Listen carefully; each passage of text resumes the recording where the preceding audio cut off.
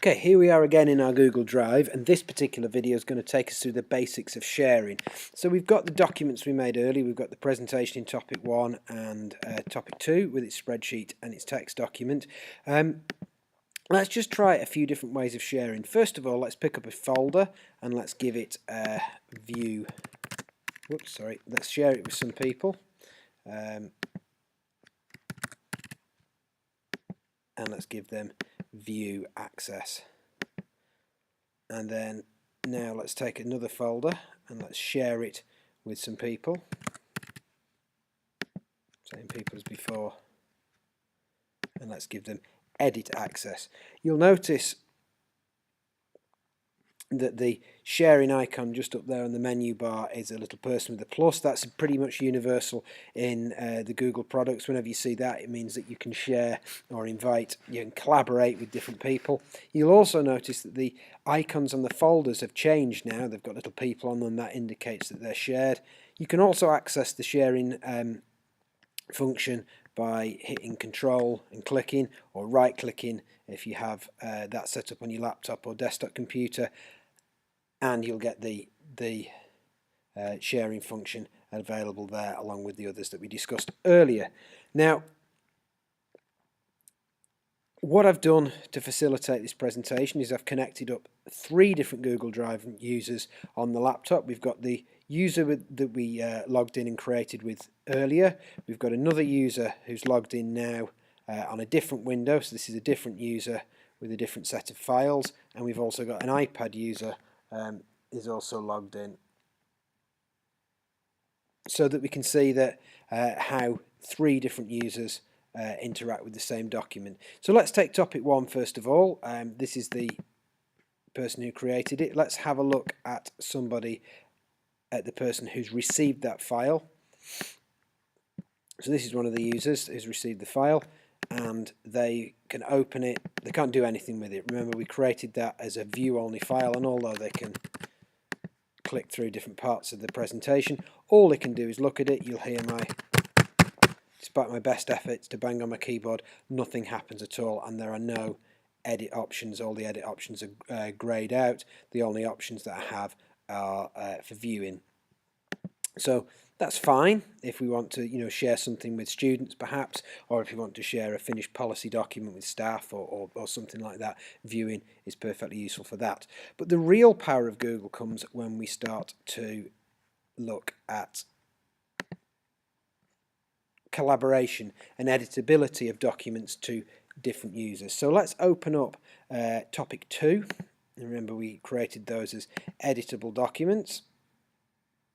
And we've got the 2 editable documents there, the spreadsheet and the text document. Let's open the text document. Now, we created this earlier with a different user. And let's just also open this up if I just go onto the iPad. So that's a 3rd user then. I'll open topic 2 up and then open the text document up there. And so we'll just come back to that in a moment. So user number 2 has the document open, and notice got full editing privileges. They can add anything they want.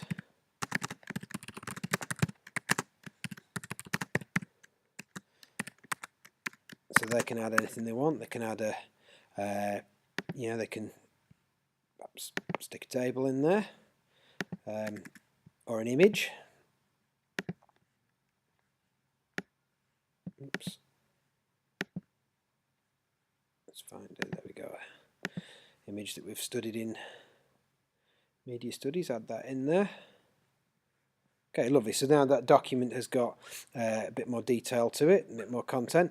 Notice that this user can also erase things. So this user's got full privileges. If we go back to the original document creator, log back in as them,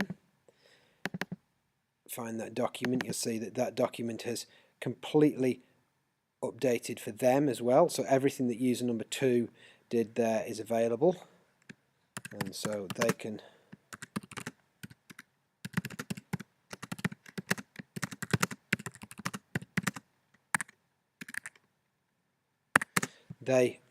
type, and of course that will appear on user number 1's and on user number 2's version of the document, so that the collaboration is live and literally instantaneous. And just to demonstrate this, I'll bring up the iPad.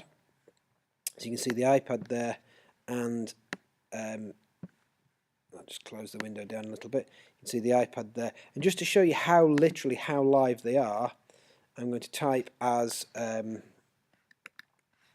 both the iPad and the laptop user at the same time. So the person on the laptop is now saying, and you can see that that's appearing almost instantaneously. I'll just swap as the iPad user and just scroll my screen down so there, and then type, whoops, it's gone to the box there, didn't mean for it to do that. There we go, I can just give me a moment there, there we are. They can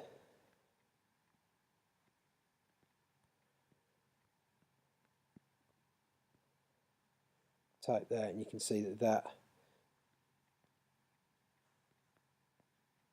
there we are, is almost instantaneous. And you can see that we've got 3 different users connected onto the same document there, and clearly that idea of collaboration works very well.